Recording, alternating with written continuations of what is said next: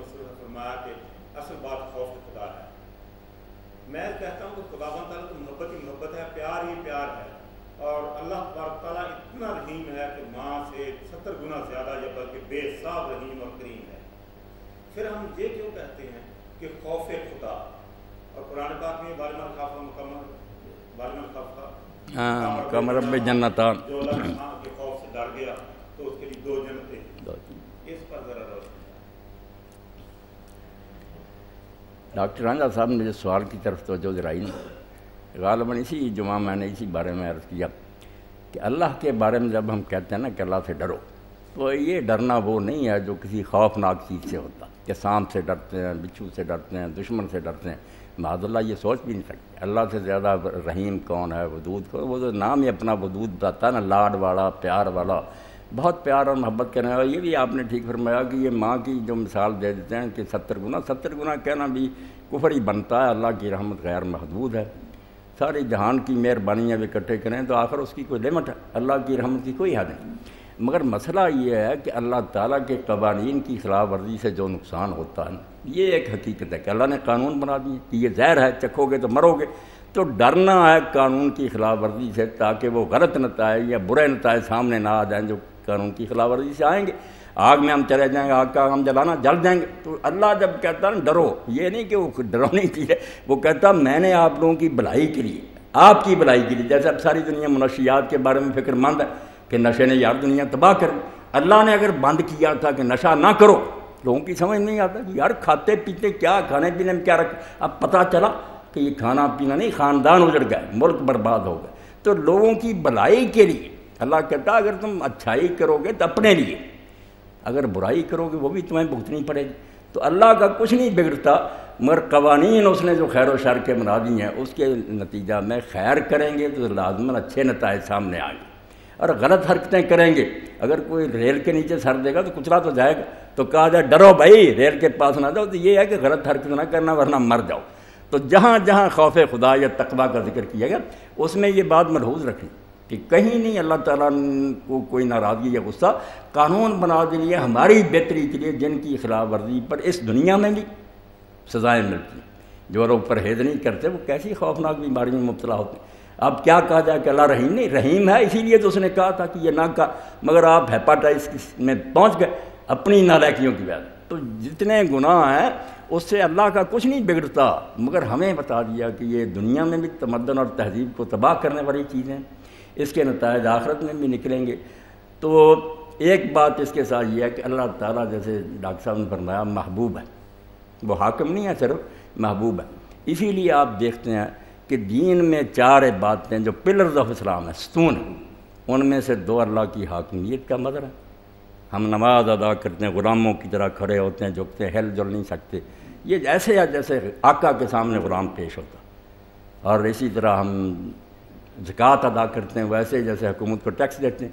یہ دونوں باتیں اللہ تعالیٰ کی حاکمیت اور مالکیت کا مظاہرہ ہے کہ وہ بادشاہ ہے، لوگ اس کو ٹیکس پے کرتے ہیں، اس کے سامنے جھکتے ہیں. اور 2 باتیں محبوبیت سے تعلق رکھتی ہیں، اس میں حاکمیت کی شان نہیں، محبوب ہونے کی شان. روزہ کیا کہ جیسے محبوب کی محبت میں جنہیں ہو جاتی ہے یہ محبت تھوڑی بھی، بے شک مردار محبت ہی ہو، کھانا پینا چھوٹ جاتا، وہ بالکل لوگوں سے الگ ہو کر کہیں جا بیٹھتے ہیں، گلیوں بازاروں میں چکر لگاتے ہیں. ایسے ہی روزے کی حالت میں کھانا پینا چھوٹ گیا، آخر میں 10 دن جو آئے تو پھر بالکل ہی بال بچوں کو بھی چھوڑ کر اعتکاف کی حالت میں چلا گیا. یہ محبت کے عشق کے مظاہر ہیں. اور اس سے آگے جب بڑھتا ہے کہ رمضان سے ہی ختم ہوتا ہے، حافظ صاحب پڑھ رہے تھے حج کے مہینے شروع ہو جاتے ہیں. اس سے پہلے عمرے کر سکتے آپ، الحج اشہر معلومات. ادھر رمضان ختم ہوا کہ آپ نے دیوانگی کا مظاہرہ کیا، پاگل بن گئے تھے، نہ کھاتے تھے نہ پیتے تھے، اس کی جدائی میں کمزور ہوتے جا رہے تھے. اب جب مہینہ ختم ہوا اجازت ہوگی کہ جو ان میں ہمت ہے وہ آ جائیں اپنے محبوب کو ملنے کی. حج اور حج آپ سارا دیکھ لیں، سوائے دیوانگی اور جنون کے کوئی نہیں. دیوانوں کا کام ہے، سر کے بال بکھرے ہوئے ہیں، خوشبو نہیں لگا سکتا، فقیروں میت کی طرح 2 کفن پہنے، پاؤں میں جوتی کوئی نہیں ہے، اور لبیک لبیک پکارتا. کبھی وہ مکان کے گرد گھوم رہا ہے، کبھی چمڑ جاتا ہے، کبھی بوسے دیتا ہے. بالکل وہ بات جو مجنوں کو لوگوں نے کہی تھی کہ آپ کیا کر رہے ہیں، یہ گرے پڑے مکان جو ہیں ان کو آپ چومتے پھرتے. تو اس نے کہا امر علی دیار دیار لیلا، میں جب لیلا کے محلہ سے گزرتا ہوں، اب وہ تو نہیں یہاں، مگر وہ قبل و زلجدار اور زلجدار، میں کبھی اس دیوار کو چومتا ہوں، کبھی اس دیوار کو چومتا ہوں، فما حب الدیار شغف نہ کر لی، مجھے ان دیواروں کی محبت نے پاگل نہیں کیا، میں جانتا ہوں یہ اینٹیں ہی ہیں، وراکن حب من سکن الدیار، جو ان مکانوں میں رہتی تھی نا اس کی محبت نے مجھے دیوانہ کر دیا۔ تو جب سنتا نا بندہ کہ اللہ کا گھر ہے، چمٹ جاتا ہے، روتا ہے، بہت سے دیتا ہے۔ حج بالکل سمجھ نہیں سکتا کوئی آدمی جس کے اندر نا عشق کی نا رمق، وہ نہیں سمجھ سکتا، وہ یہ قانونی بات نہیں، بلکہ لوگ اعتراض کرتے ہیں کہ یار آپ کی سب چیزوں کی سمجھ آتی، یہاں کیا کرتے ہیں آپ، پاگل بنے ہوئے ہیں، جب لمبا ہوتا تھا احرام اس وقت جوئیں تک پڑ جاتی، تو کیسے کر، فرمایا بھائی آپ اللہ کی یہ دونوں شانیں سمجھتے کہ نماز اور زکوٰۃ میں وہ بادشاہ ہو کر سامنے ہوتا ہے، آپ اس وقت وہ کام کرتے ہیں جو ریت کو کرنے ہوتے ہیں، یہاں محبوب کی شکل میں ہوتا ہے، کھانا پینا چھوٹ جاتا ہے، حجامتیں بھول جاتی ہیں، کپڑے میلے ہو جاتے ہیں، آپ پاگلوں کی طرح اس کی گلیوں میں گھومتے، اس کا تعلق خدا کی محبوبی سے، اس لیے ماں سے بہت محبت بڑھ کر، مگر ساتھ ہی آپ یہ بھی جانتے ہیں کہ محبوب کی ناراضگی وہ عذاب ہے جس کے مقابل میں آگ کا عذاب بھی ہلکا ہے، اسی لیے امام زین العابدین فرماتے ہیں اللہ میں اس کو برداشت کر سکتا ہوں کہ وہاں آگ ہو، بچھو ہوں، سانپ ڈسیں، یہ عذاب میں جھیل سکتا ہوں، مگر جو قرآن نے تو نے کہا کہ لا ینظر اللہ، اللہ ان کی طرف دیکھے گا ہی، بڑا یکرم، ان سے بات ہی نہیں کرے گا۔ آپ کسی عشق مزاج آدمی سے پوچھیں اس سے بڑھ کر اس کے لیے کوئی دکھ ہے، منہ ہی نہیں کی۔ تو فرمایا اللہ نے کہ تم اگر میری محبوبیت کی شان کو پہچانو تو ناراضگی یہ ہے، ڈرنا وہ نہیں دشمن والا، یہ ہے کہ محبوب منہ نہ پھیر۔ اس لیے یہ دو باتیں ذہن میں رکھیں کہ ایک تو برے کاموں کے غلط نتائج سے ڈرنا، یہ اللہ سے ڈرنا، اس کے قانون کی خلاف ورزی نہیں، اور دوسرا یہ ہے کہ جب وہ اتنا محبوب ہے، اس محبوب نے منہ پھیر لیا کہ میں اپنی زیارت نہیں کراؤں گا، تو اس سے بات نہیں، جا جہنم میں جلتا رہے، تو اس سے بڑا عذاب کیا ہوگا۔ یہ ہے اصل میں ڈاکٹر صاحب بات، ماشاء اللہ پوچھیں، بالکل بلا جھجک پوچھیں، کسی کے لیے چھوٹے ہوں بڑے ہوں، جو جی چاہتا پوچھیں، یہ سلسلہ جاری رکھے نا، تھوڑا سا وقت جو ہے اس سے فائدہ اٹھائیں۔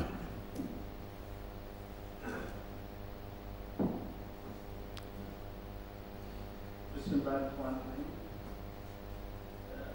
میرا سوال یہ ہے کہ آج کی تحقیق جو ہو رہی ہے، سائنٹیفک تحقیق ہو رہی ہے، جو دین میں ہو رہی ہے، وہ مطلق سچائی کی تلاش میں ہے کہ اصل راز کیا ہے کسی چیز کے پیچھے۔ تو یہ مطلق سچائی کے لیے جو سائنٹیفک تحقیق ہو رہی ہے، اس میں آج اور کل جو آج کیا ہے وہ اگلے دن آنے والے کی وہ ابتدا بن جاتی ہے۔ تو ہم اس طریقے سے ایک سسٹمیٹک ریسرچ سے منزلیں طے کرتے آ رہے ہیں۔ روشنی پر آ کر ہماری جو ہے یہاں فل اسٹاپ لگ گیا ہے۔ روشنی کی سپیڈ سے روشنی ہمارا گھوڑا ہے، اس سے ہم کائنات کی وسعتوں کو پار نہیں کر پا رہے ہیں۔ جو ہمارا پڑوسی سورج ہے اس پر پیغام بھیجنے کے لیے بجلی کی سپیڈ سے 460 چاہیے، 400 لائٹ ایئر چاہیے۔ اللہ، اچھا، تو مجھے اور اتنی واپسی پر مسافت ہوگی، تو اگر 1 ارب سے زیادہ ستارے ہیں ہماری کہکشاں میں، تو ہمارے وہم و گمان سے بڑھ کر ہے یہ وسعت صرف ہماری کائنات کی، ہماری کہکشاں کی، لیکن کہکشائیں جہاں تک دیکھنے وہ نظر آ رہا ہے۔ تو وہ کیا طاقت تھی جیسے یہ ساتوں آسمان تصویر ہوئے سدرۃ المنتہا تک، اور فرشتے اور سب پیچھے رہ گئے۔ اب اس شخص کو، اس امتحان کو سمجھنے کے لیے صلی اللہ علیہ وہ کیا طریقہ کار اختیار کریں کہ ہماری یہ جو روشنی والی سپیڈ ہے، جو یہ ہمارا کم سپیڈ والا گھوڑا ہے، اس سے گزر کر ہم میٹا فزکس میں جائیں۔ ہمیں سمجھ نہیں آ رہی کہ وہ بلقیس کا تخت کیسے اٹھا، ہمیں یہ سمجھ نہیں آ رہی کہ کون رضی سے مردہ کیسے زندہ ہوگا، ہمیں یہ سمجھ نہیں آ رہی کہ یہ پوری کائنات کیسے تصویر ہوئی۔ تو اس کے لیے کیا ترتیب سے ایسے سٹیپ ہیں کہ ہم یہ ساری منزلیں طے کرتے ہوئے ایک مقامات کو سمجھ سکیں؟ جی، بہت اچھا سوال ڈاکٹر صاحب نے کیا۔ اصل میں یہ علوم جو ہے ان کی بے قدری کسی کی نہیں کرنی چاہیے، صرف ان کی حدود پہچاننی چاہیے۔ سائنس کا دائرہ جو ہے نا وہ مذہب سے کوئی ٹکراتا نہیں۔ اصل میں کئی لوگ سمجھتے نہیں کہ مذہب کا الگ دائرہ، سائنس کا الگ۔ سائنس جو ہے نا اس کا تعلق حواس سے، جو چیزیں حواس کے اندر آتی ہے اس کے بارے میں نفی نسباتاً کہہ سکتے کہ ہے یا نہیں، اس سے آگے نہیں سائنسدان کو ضرورت کرنی چاہیے۔ وہ کہ بھئی یہ سوچ بچار کا میدان فلسفیوں کا، ہم تو جو چیز مشاہدے میں آئے گی تجربے میں اس کے بارے میں کچھ بتا سکتے ہیں کہ ہے یا نہیں، وہ بھی آخری بات نہیں، کیونکہ آپ دیکھتے ہیں اگر آخر تک پہنچ گئے ہوتے ہیں آپ تحقیق آگے کیوں کر رہے ہیں، آخر تک نہیں پہنچ، مگر پھر بھی یہ الگ دائرہ ہے، اس میں جتنی کوشش کریں مبارک ہے، اچھا ہے، مگر یہ حواس کا دائرہ، اس کے آگے عقل شروع ہوتی ہے۔ عقل سائنس سے تعلق نہیں رکھتی، فلسفہ سے رکھتی ہے۔